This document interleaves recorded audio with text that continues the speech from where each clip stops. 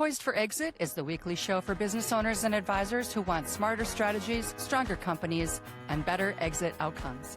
I'm your host, Julie Keys, award-winning certified exit planner, speaker, and lifelong entrepreneur, helping private company owners build value, plan well, and exit on their own terms. Every exit has real stakes. That's why Poised for Exit brings in top experts to share practical insights that help owners grow value, reduce risk, and create stronger outcomes. Now, let's jump in. Welcome, everybody, to the Poised for Exit podcast show.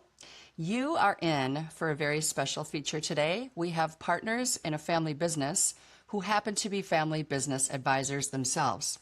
I've known them for a long time. I have great respect for them and the work that they're doing. And this is one episode that you are not going to want to miss, so stay with us. Thinking about selling your business in the next few years? Don't wait to start planning. I've seen too many business owners wait too long and regret it. Freedom Financial Partners are financial advisors who specialize in exit planning for business owners, helping you reduce tax surprises, protect what you've built, and quantify how much you need from the sale. Their proven process helps you think beyond your business so you can move forward with clarity and confidence. The longer you wait, the fewer options you may have. Download your free financial readiness assessment today at ffpforme.com/exit. That's ffpforme.com/exit. This is Andy Kosamba, president of Calhoun Companies. We understand that selling your business is a big deal. Since 1908, Calhoun Companies has been confidently connecting buyers and sellers. From small family shops to large corporations, our expert brokers walk with you and guide you every step of the way, whether you're looking to retire or simply for a fresh start. If you're curious what your business could sell for, or if you're ready to start the process, head to calhouncompanies.com for a free and confidential consultation. Calhoun Companies, the confident choice for buyers and sellers. My name is Todd Crow, and I'm the president of the Twin Cities Exit Planning Chapter. If you're a business owner and advisor and want to learn more about the world of exit planning, you're invited to visit the Twin Cities chapter of the Exit Planning Institute. You can expect top-level education delivered by subject matter experts at every monthly meeting. Grow your network and draw from the learning that could be a game changer for your business or your practice. There's no pressure to become a member, so come and see what the buzz is all about. Our meetings are held the second Wednesday of the month, 7:30 to 9 a.m. See the show notes for more information and registration links. Hello, Poised for Exit listeners. Like I said in the show opener, we have a very special show for you today. We are featuring my friend Amy Wirtz and her son Andrew Wirtz, who works with her at Family and Business Success. They are both SEPAs, both amazing advisors, and I can't wait for this interview. And I just want to say welcome, Andrew, welcome, Amy, to Poised for Exit. Thank you so much for inviting us. Thanks for being here. So proud of you guys. I'm so happy that you're doing this work together, and you've got this big brand refresh going on with Fabs and all the things. We're going to get into all of that. But before we do, I like to start like I always start with my guests, and that's just to talk about how did we get here, right? So maybe Amy could share a little bit about her story and then how Andrew came into the picture. Yeah. So I'll tell my story. I'll let Andy tell the story about how he came into the picture, because I think it's better told by him. For sure. He has a better view on it. But so I come to this work from the legal arena. I was a divorce attorney for a long time. And I met a friend of mine who was a business lawyer that said, hey, Amy, you really should check out this exit planning chapter in Cleveland that I'm part of. And his name was Kevin Donovan. And I went to one of the first meetings that Scott and Chris had as a chapter and met them. And Chris pulled me aside afterwards and said, I don't get why a divorce attorney's here. Help me understand what you're doing. So we went and we had breakfast together. And then he learned about the collaborative arena I worked with, collaborative law arena, which is huge in your state, absolutely huge. Yes. And he was fascinated by the way that we worked as a team surrounding a divorcing couple, and said, that's what we do at EPI with an ownership group, right? Like, we create a team and we work as a team, and we have it designed that way. But we would love to have someone come talk about how that community, the collaborative community, got all those people to effectively work together in the team level. So that started our relationship. And then I took the exam. And after I took the exam, I looked up and said, I might want to do this as my next chapter in my life as we teach at EPI. And the journey began. And I officially kind of ended law in 2017 and launched into this. And I'm in the family business space because of someone I met at EPI at the summits. Carmen Bianchi worked with Joe Cesari. Yes. And Carmen was the beginner speaker of family business work. And I went to lunch with her and I said, I think I want to be you when I grow up.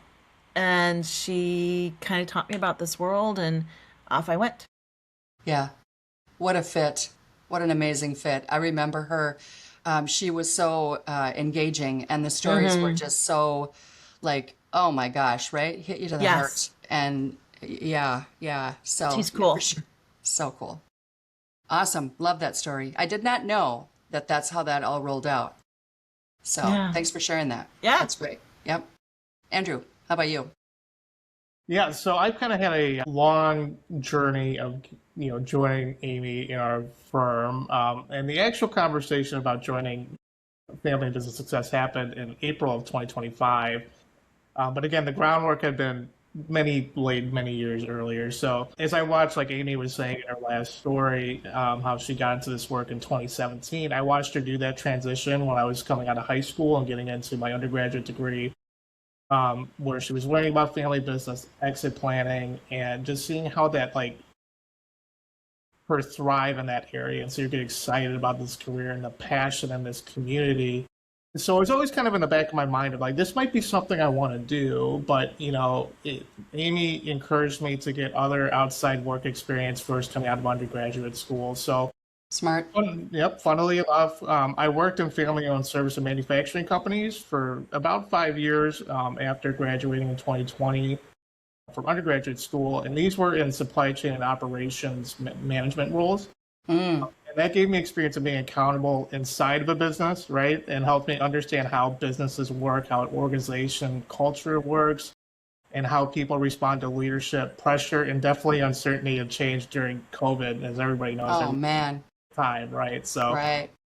And then in April 2025, my position in the family-owned manufacturing company was eliminating due to Trump's, our current administration's tariffs, global tariffs. So that kind of gave me a time to pivot and think about what I want to do. And I've had a lot of conversations with Amy over the years about my experience and kind of where we want to go. So we at that time, we talked, said, hey, I think I want to do what you do, when I grow up, like she said. And she's super excited about the idea. And we kind of figured out a education path to do that. And, here I am learning and growing alongside her. And it's been a wonderful ride.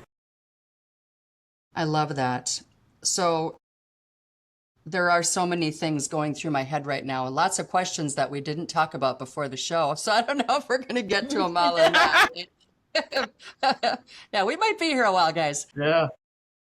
And for our listeners out there who aren't aware or hadn't really thought about it or hadn't thought about it in a while, when it comes to family business, let's just say that they are really the majority of the private businesses out there, and private businesses turn the wheels of industry and the economy in this country, right? And so it's not only work that you're doing, it's actually a mission. And so maybe that's why I'm so excited about it, because we have such a match in that space. Let's talk about specializing, though, in family-owned generational businesses. There's a lot of dynamics there, right? And I can't call myself a family business expert or specialist like you guys can. I do have them, but I also know what my limits are. And then that's when I would pick up the phone and call you guys. So let's just talk about the challenges that you face, because it's so multifaceted, especially when it comes to value growth or exit planning. Yeah.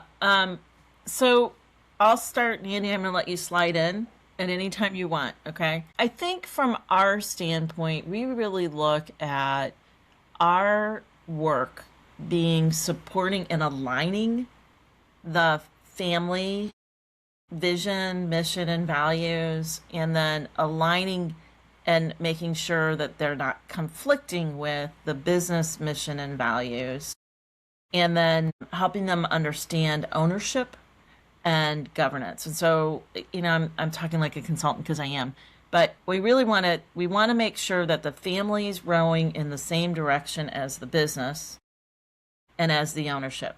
And so most of the work that we do is alignment work. And it is a lot about where are we going now? Not where have we been. I mean, history is important because it's what we build upon to further grow.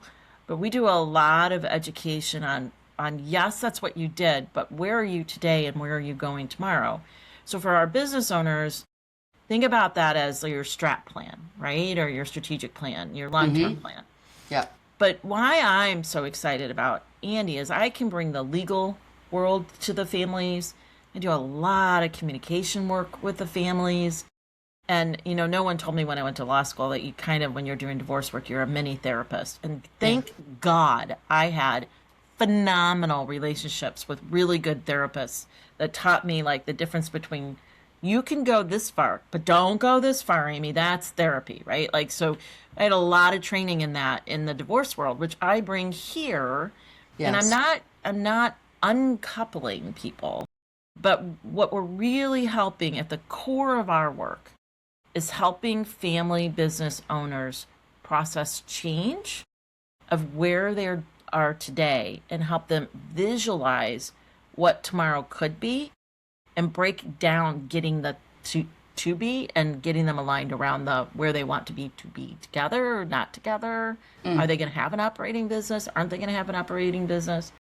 But I'm really excited Andy's here because he has been spending the last, 18 months working on organizational design and human change coaching. So he has a totally different set of skills, and it really is building our bench strength in a different way. So Andy, can you talk about where that comes into the work that we do? Yeah, so absolutely. So again, different perspective than Amy with her law degree. So again, prior to joining FABS, my parents always encouraged me to, pursue education and development, in whatever field is. That's like as a family, that's what we emphasize. And as well as they always talk to me gaining the importance of meaningful professional experience outside of our firm. So again, I did that professional journey in manufacturing and operations, supply chains management.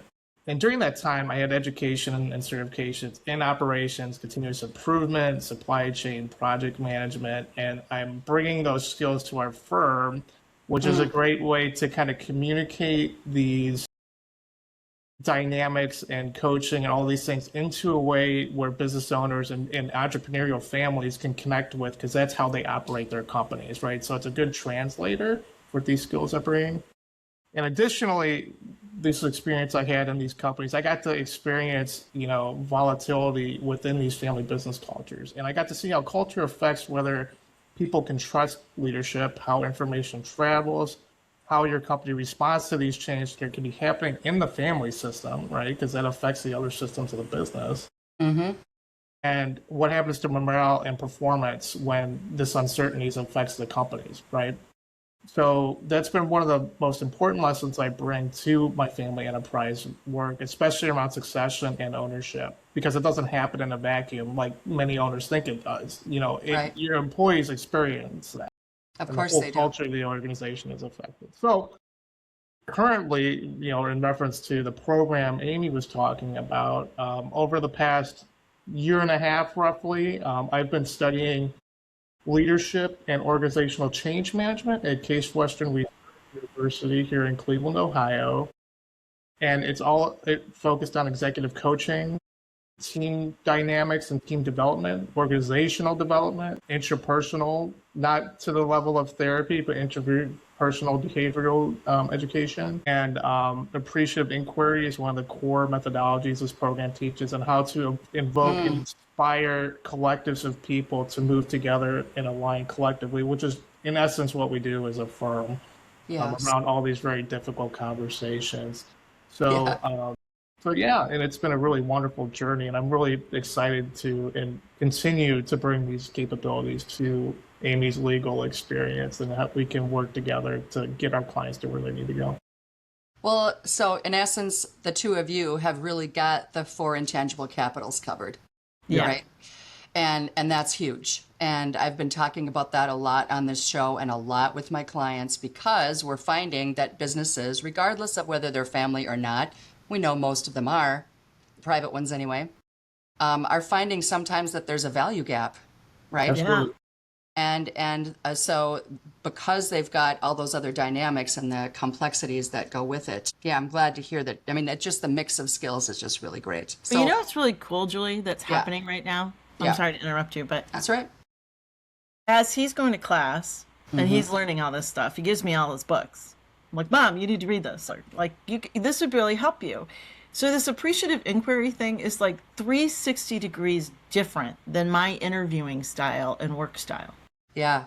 And it has just made my mind explode. Yeah. Like how I sit down and how I interact with the initial conversations we have with our client groups. Instead of starting with what's wrong, Mm-hmm. right? And, you know, we at CEPAs do the 1 through 6 scale. So it's kind of self-reporting, neutral, kind of scaling that way. But we go a lot deeper. I'm starting with what's working. What do you really love about your family? What are you having fun doing? Like, what are the things you do well? Like, I'm working with a family right now where they love music. They go to concerts together all over the world together. They love music. So, I mean, that's a great thing. And then they're really good at safety in their business. They have some of the highest safety ratings in that industry. They, Wow. you know, I mean, things like that. Like we want to help people see that they do things really well. They're not broken. They're just in transition. Yeah. And they haven't done X yet. There's just so much to it, right? And Yeah. just what a painful process for a family to try to go through something like this alone, you know, and it's so worth being able to work with people like you because they're not just owners of a family business, they're a family, right? Right. And we want to Yeah. keep that family intact. Absolutely. Yeah, I know that is all about the work that you guys do. So tell us about Fabs. I want to hear about Fabs. I know that the company's been around for a long time, but you're going through a brand refresh, Yeah. right? So let's talk about that. So we weren't a family business until a little, like pretty much a year ago. I mean, Andy started with me in August of 2025. So we're rebranding as a family business helping family businesses, and both can succeed together, family and business. And we're excited about that. But more importantly, our families we work with are stoked. They are so excited about the fact that we are walking the walk that we talk. Absolutely. And, you know, like I was explaining to one of the leaders of a family business I work with now, she's chairman of a board. It's a very large company. And she's like, how's it going? And I'm like, oh, I was in this meeting with Andrew and he did X. And it was like, not only was I proud as a boss, like I was popping my buttons as a mom. She goes, I know. Isn't it the coolest thing ever?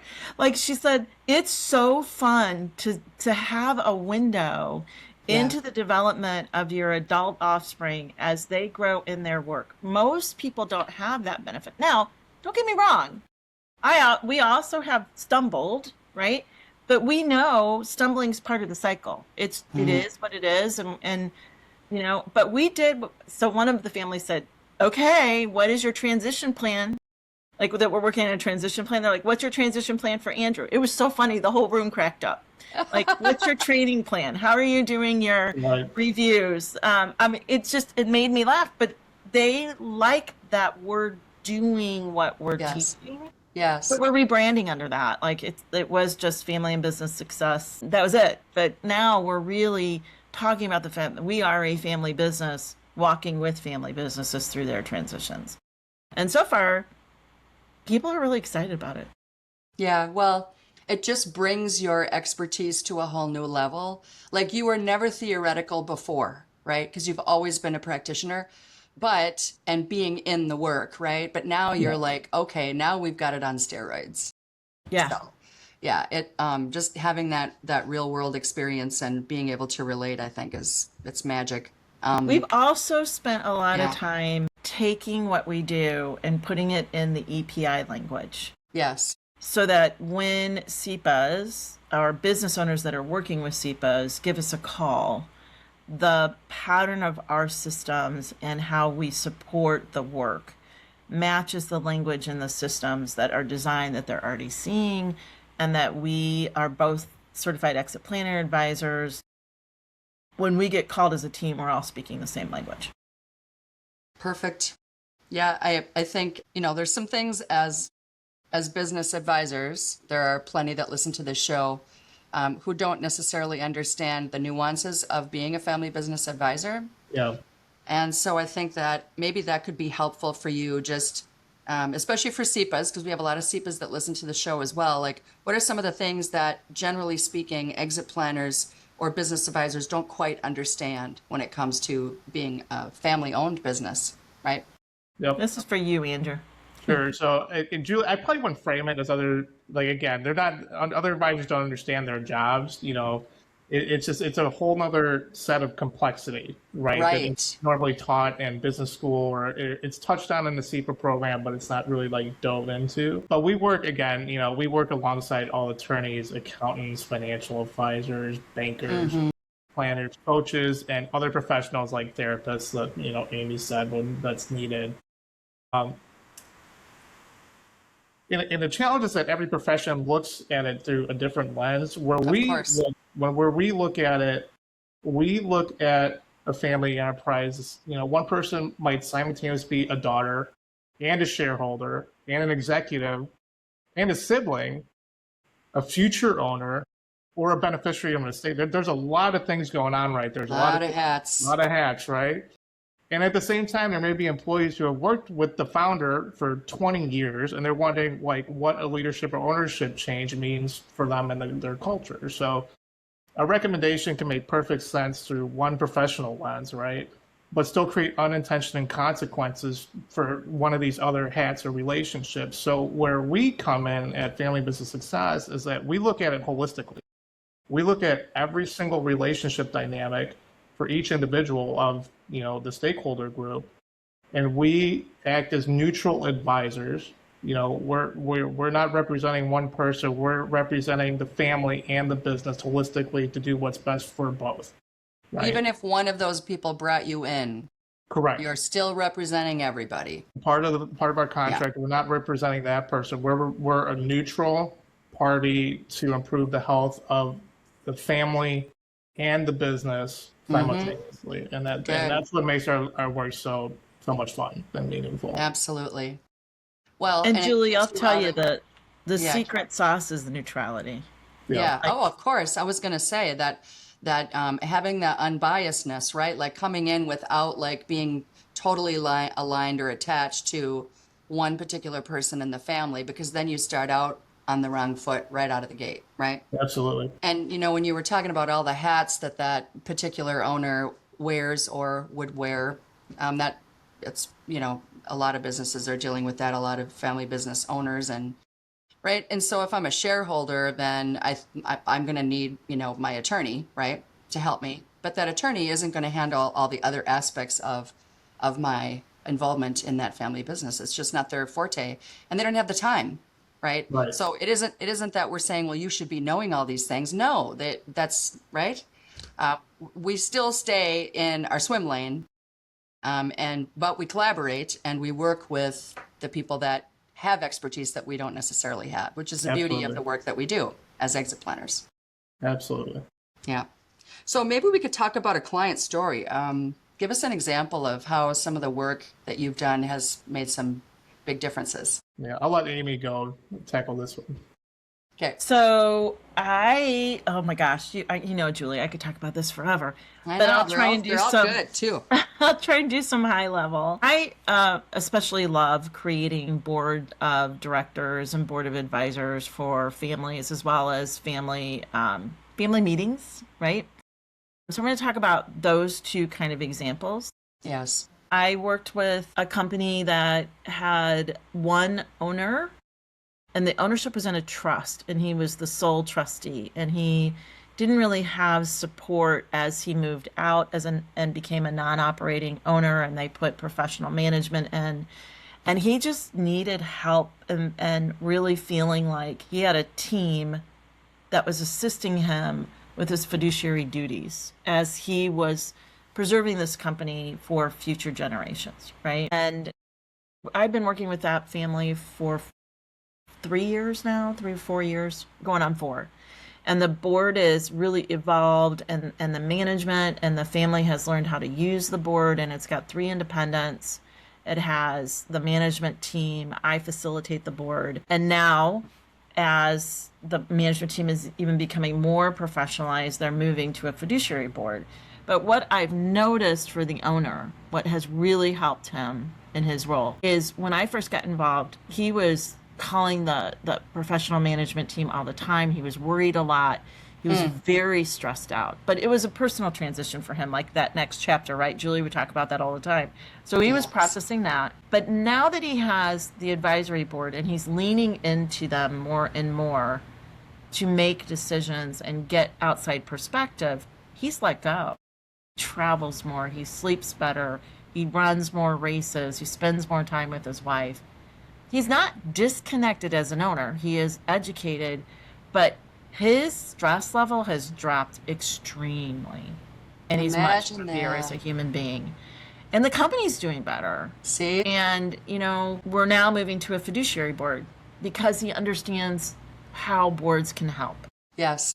And, it's a process. But what has been a joy for me is watching this person who felt like the world was on his shoulders and he had so much responsibility, find the team that can help him in the transition from being an operating owner to a non-operating owner. It's hard, right? Oh, yeah, that letting go process, right? There's so much that's packed into that, like letting go. Why are we clinging? What are the reasons, right? Yeah. Yes. Some we're aware of and some we're not. Right. How did that, sorry, Julie, don't mean to say, how did that affect the family too, Mom, when for his to disconnect from that and the stress? Well, I'll tell you, it made his wife pretty uncomfortable. She was very worried about him, and he had some health issues because of it. And she wanted that gone. I mean, she wanted that stress gone. Mm-hmm. And it really has helped. It's helped his relationship with his wife. Not that it was stressed, but now he can focus on having fun instead of worrying about the business. They have a very solid marriage. But it's been very good for him with being able to focus on what brings him joy and let the company still operate. I have another family where it's a very high functioning leadership team, very high functioning company, very large, and I was hired to try and help educate the next emerging owners, which are cousins that don't all work at the company and they're spread out all over the United States, have a stronger relationship and more education on beneficial ownership and how do we make decisions when some of us don't work at the company, some of us do work at the company. We don't directly own the shares. How do we become functioning owners and then governing owners, and then what do we do with those that are at the company in order to rise, because it's very, very formal. It is the executive management team is totally filled out. Is there a cap on that? Family members ever going to be in the top echelon? I mean, it's a beautiful, I love working with this company and family. There's such great learners.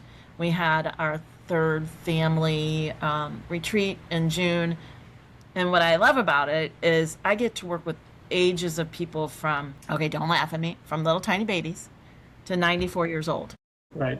And our meeting has 1/3 fun, 1/3 education, 1/3 application. And this, like one of the most recent meetings we had a lot of focus on the kids, like the 4th generation.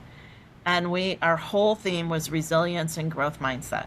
And we started with the adults. We did values and revisited family values, and we brought the teenagers into that conversation. Cool. How did that go? It was fun. It was blast. It was so much fun. What a great conversation to have with kids and teenagers, honestly. Introducing that later in life is just so much harder to shift, right, the thinking. I'm wondering about that executive leadership team. Were any of those family members? Yes. Okay. Yeah. Currently, yes. Yeah. Sounds like they're setting it up for major success. Right, but it takes work. Oh Yeah. my gosh, does it ever take My work? gosh. Especially as the generations continue to, right, come up. So you've Yeah. got fourth generation. I mean, their odds now of being able to surpass, like going to fifth, sixth, seventh, because they got the foundation that you helped them Yeah. build is, yeah, But that's you know what? exciting. It is very exciting. I have yeah. so much fun. Like we have story time. We did a obstacle course where they Sweet. got to fall down and not do it right and try again. And I mean, that's the education background I have and the teaching background and the family were laughing at me. But I tell you, these family events, I have been to more water parks. And if you would have told Amy at 25 years old that she was going to get in a bathing suit while she was working and go down water slides, she would have laughed her head off. I love that. I think it's great. I mean, you really are when you're diving into all of those private places of a family, and there's some of them are so messy. You are part Yeah. of the family, kind of, right? I mean, you're definitely a team member, and so you just went all in, right? Both feet in, not standing back, and I just love that. I admire that so much. It grows the respect for you too, We're going to take a quick break, but we'll be right back. Exiting your business is a big deal, both financially and emotionally. I'm John Marquet, Certified Exit Planning Advisor with TrustPoint. We help business owners transition smoothly on their terms. Our focus is on maximizing value, minimizing stress, and giving you confidence in what's next. Whether you're selling or passing the torch, we make the process seamless. Start planning today at trustpointinc.com. That's trustpointinc.com. Most business owners wait too long to plan their exit, and it can cost them. By the time they're ready, tax-saving opportunities may be long gone. The CPAs at John A. Knutson & Company help you plan early so you can maximize value, minimize taxes, and exit on your terms. With over 100 years of guiding ownership transitions, including buy-sell, succession, and ESOPs, we know the best outcomes transpire from planning ahead. If exiting your business is a future possibility, start now. Visit jakcpa.com. That's jakcpa.com. Let's talk about exit planning. Yeah. Let's talk about, as a SEPA, a family business advisor, exit planner, the work that you're doing, the clients that you're working with, the future vision of FABs, whatever it is that we want to talk about here as we wrap up. Before we wrap up, I have a couple more questions. So I guess we're really not to the end. We're like to the post-end or pre-end. 2/3 through, yeah. Yeah, so there's a lot of SEPAs out there Yeah. that need your help. So what do we have to say to them? Go ahead, Amy. I'll let you take the first crack at this one. Most of the CPAs know me and know you, Julie. I mean, because we're part of the curriculum. They see us. And I do a lot of phone calls with CPAs that say, okay, I really loved how you taught, but I don't understand what you're doing. Can you give me a little bit more about where you play on the team and what is an appropriate referral for you? Yeah. And I have calls where like, how do I be you? And because Carmen did that for me when I started, I do that work. Yeah. I pay it forward. Yeah, me But too. we spend time and we have materials that we send out about, okay, this is how we help you as SEPAs get to the stated goals defined by the owner and your discovery gate, right?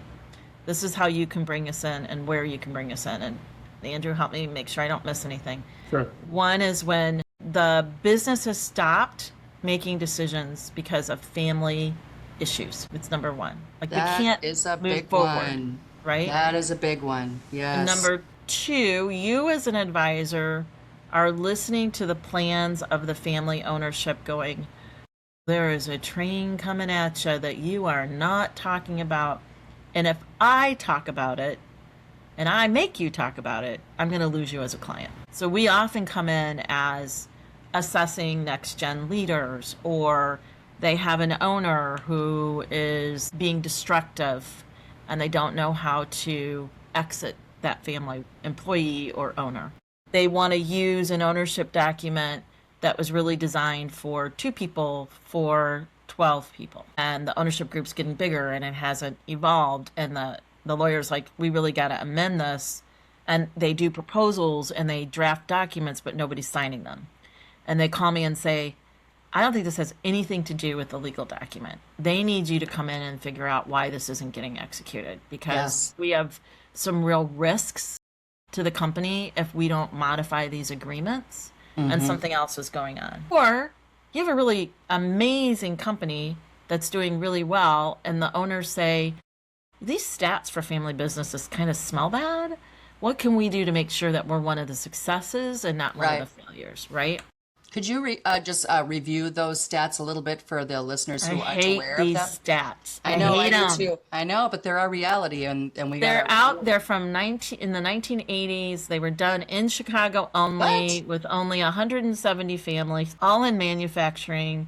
They're really old stats. So it's the first generation builds it, second generation grows it, third generation loses it, and those stats are really negative, right? Yes. And as you go down generations, success rates drop. Yes. Well, that's true when you don't do any proactive work. Right. Exactly. But if they do proactive work, they have a very good shot at carrying on the legacy. And I will tell you, when you compare the longevity of family businesses to privately held non-family businesses, they're kind of in line. Yeah. Family businesses last longer. And by the way, leadership length of time in family businesses is double what it is in non-family privately held companies. Absolutely. So the average lifespan of a CEO in a privately held company that's not family is 7 to 10 years. Average lifespan for a CEO in a family held company is 15 to 20. Sure. That makes sense. Yeah. All right. I thought of one more question. And hopefully I won't have any more after that, but we'll have to just do part 2. This comes up in conversations I have with advisors and clients I've had over the years, and I'm sure that this is something that you've come across as well. When you have a family business that wants to carry on their legacy, and they have it in their head that their children are going to take over, but they haven't really had a formal conversation about it. And so they don't know if the kids are even qualified or interested, right? So let's speak to that for a couple minutes, and then maybe another 1 minute of advice. Like, what could an owner do if they find themselves in that space? I'll start, Mandy. You can pop in anytime. How's that sound? Sounds good. This happens frequently. I can't tell you the number of times I have been brought in by other advisors. They're like, they're going to do a family business, or they have a family business, but they really don't have an identified successor, and they really need help with that. And these tend to be founders, by the way, Yes. more than second or third. Correct. gens, Yes. Right. Right. Yep. Though I have had a fourth generation business in this problem. Yeah. Yes. So, I have too. but it's the dream of whoever is leading the company that their children come in. They've asked their children to go work somewhere else, and their dream is that those children are going to come home and they're going to take over the business. Except they haven't asked them. Right. And so what we do is we ask. Like we come in the discovery phase and say, got this great thing going. Who wants to play? Right. And I know it sounds like so simple. It's more, Andy will tell you, it's a lot more complex than that. But Of course, yeah. But it's interesting because sometimes they say we have an identified person that's going to take over the company, and we talk to them and they're like, Right. no. Oh, goodness gracious. No, I don't want that life. No, I don't want to be an owner. I'm happy to work here. I love being the head of HR, or I love being the comptroller. But I'm not doing what Dad does. There is no way. I want a personal life. Right. That doesn't work for me. Yeah, especially if they were brought up in it over a period of years and they've seen the sacrifice that goes into it. And So we come in, that's part of our discovery process, and it's very helpful. And we do that in one-on-one private conversations. We don't do open forum conversations right out of the gate. It's as we teach at EPI. Got It's to be private individual. conversations. Absolutely. You know, and it's funny because everybody talks about all these computer programs that are used for assessing the value of the business and getting an enterprise value and stuff like that.